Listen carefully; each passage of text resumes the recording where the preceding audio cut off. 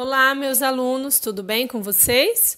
Bom, hoje nós vamos começar os módulos 55, 56 e 57 do capítulo 7, ok? Grupo 4, página 14. Nesse conjunto de módulos, nós vamos estudar o gênero textual quarta capa, que é importante não somente como proteção de livro, mas também como divulgador dele. O que faz você escolher um livro para ler? Você já parou para pensar sobre isso? Quando um amigo ou um crítico recomenda um livro, a lista dos mais vendidos ou uma capa atrativa, não é mesmo? Embora existam alguns equipamentos eletrônicos de leitura, isso tem sido cada vez mais comum, né? Ainda existem pessoas que conservam o hábito de ir à livraria, e eu sou uma delas. E andar pelos corredores em busca de um livro interessante. Amo o cheiro de livro, gente, é muito legal, né? Eu gosto muito de frequentar a livraria. Então, quando você vê a capa frontal de um livro, certamente é o primeiro aspecto que chama a atenção, não é mesmo? Ela é considerada a vitrine do livro, porque ela vai atrair leitores para um primeiro contato com essa obra. Logo que isso ocorre, no entanto, qual que é a próxima reação? Virar o livro para ler a quarta capa, ou popularmente chamada de contracapa. Então, a quarta capa nada mais é do que a contracapa do livro. Mais do que a capa frontal do volume, a quarta capa ela é decisiva para determinar se vale a pena ler esse livro, já que é por meio dela que o assunto vai ser exposto aos leitores, tá? Vamos ver como é que funciona essa quarta capa. Olha só, pessoal, a capa ela funciona muito mais do que uma proteção para o livro, né? Como eu falei, ela é basicamente composta por 4 capas. Todo livro, né, ele vai ter aí 4 capas. A primeira capa, que é a capa frontal, considerada a principal, nela você vai ter as informações básicas do livro, como título, autor, editora, e é muito comum o uso de texto não verbal, como as ilustrações. Na segunda e na terceira capas, são as faces internas da primeira e da quarta capa. Em geral, não contém informação alguma, mas pode ter ilustrações, tá? A quarta capa, que é o que eu falei para vocês, é a capa posterior do livro. Ela contém informações mais detalhadas em relação à primeira capa e também pode ter ilustrações, ok? As orelhas da capa, elas vão contribuir para reforçar a estrutura dela. E também pode conter informações relevantes sobre o livro. Geralmente, na orelha da primeira capa, há mais detalhes sobre o assunto do livro, que pode continuar na orelha da quarta capa. Essa segunda orelha geralmente apresenta uma mini biografia do autor do livro, ok? Também é importante dizer que a quarta capa, ela se parece muito com o anúncio publicitário, na medida que ela é um espaço de divulgação do próprio livro. E além do texto, para despertar o interesse de possíveis leitores, né? Há também um código de barras, que nós vamos falar sobre isso agora mesmo, que é o número do ISBN, ok? Então, olha lá, pessoal, o que vem a ser o ISBN, né? Esse ISBN, ele foi criado em 1967 e oficializado como norma internacional em 1972. E ele é um sistema internacional formado por números que vão conferir uma identidade a cada livro, de acordo com o título, o autor, o país, a editora. Então, observe que essa sequência numérica, ela tem um significado, né? Então, primeiro, o segundo número, olha lá, vai indicar o livro, depois país, né? O editor, o título e o código de verificação, ok? Mesmo os materiais digitais, né, como os livros eletrônicos, os softwares para fins educativos, eles também têm esse número, tá? Esse código. No Brasil, essa regulamentação ela foi mediada pela Biblioteca Nacional.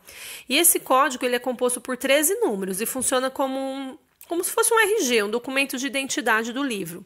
Isso é apenas um número para cada publicação. Quando uma obra não apresenta esse número, provavelmente significa que ela não esteja catalogada, tá? E aí, no caso de reimpressão de uma obra, esse número vai como registro, tá? Ele continua o mesmo. Olha lá, pessoal. Para a gente, né, assim, só relembrar, eu sei que vocês já têm essa definição, né? Já estudamos o texto sobre biografia, que é a história de vida de uma personagem, de um autor, né? E é parte que numa obra contém essa história, ou a própria obra. Então, por exemplo, comprei a biografia de Clarice Lispector, né? Pode ser um conjunto também. de obras, tá? Então, a palavra biografia, ela tem origem nas palavras gregas bios, que significa vida, e graphein, que significa escrita. É um gênero textual narrativo, porque vai narrar, né, a história de vida de uma pessoa, que geralmente é conhecida por seus feitos ou obra. Portanto, a biografia, ela é escrita em terceira pessoa e segue a ordem cronológica dos fatos mais marcantes da pessoa de quem se está falando, ok? É muito comum a publicação, gente, de livros biográficos. Há, porém, textos mais curtos, como a mini-biografia, que é uma biografia mais concisa, que informa apenas os fatos, as obras e as contribuições mais importantes, não se estendendo, por exemplo, com detalhes, né, da vida pessoal. Mas há também a autobiografia, que é quando uma pessoa narra fatos sobre a própria vida. Nesse caso, o texto, vai ser escrito em primeira pessoa, ok? Então, pessoal, é muito comum o texto verbal da quarta capa ele contextualizar o conteúdo de um livro para os leitores, por meio da sinopse, né? Então, nós vamos ler agora uma sinopse que está na quarta capa da edição do livro As Aventuras de Oliver Twist. Tem um filme também, eu indico tanto o livro quanto o filme, gente. É uma história, assim, maravilhosa, vale a pena a leitura, ok? Então, ele começa assim.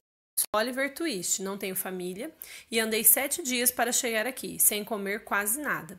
Assim se apresenta o herói dessa história, que perdeu a mãe ao nascer e durante 9 anos viveu em instituições de caridade, sofrendo todo tipo de maus tratos, antes de fugir para Londres. Na capital da Inglaterra, o menino trabalhou para pessoas que o exploraram e enfrentou novas dificuldades e perigos, ao se juntar a um bando de marginais comandado pelo terrível Fagin.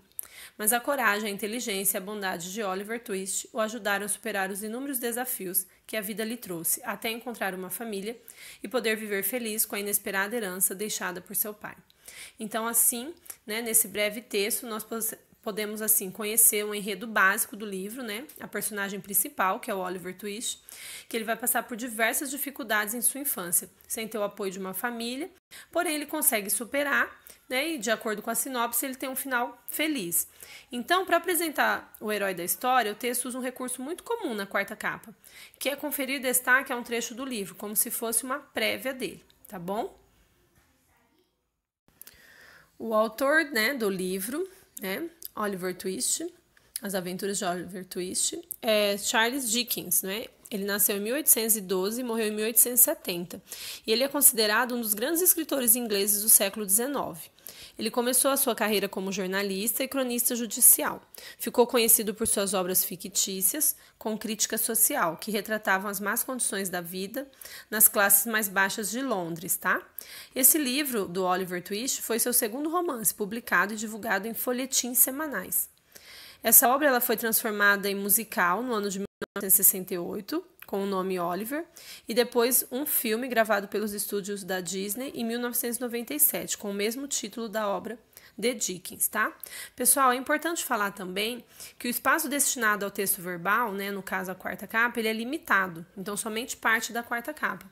E é por isso que é importante que o texto da quarta capa seja conciso, né? Esse texto seja conciso, apresentando apenas as informações necessárias para instigar os leitores a quererem saber mais sobre o livro, tá?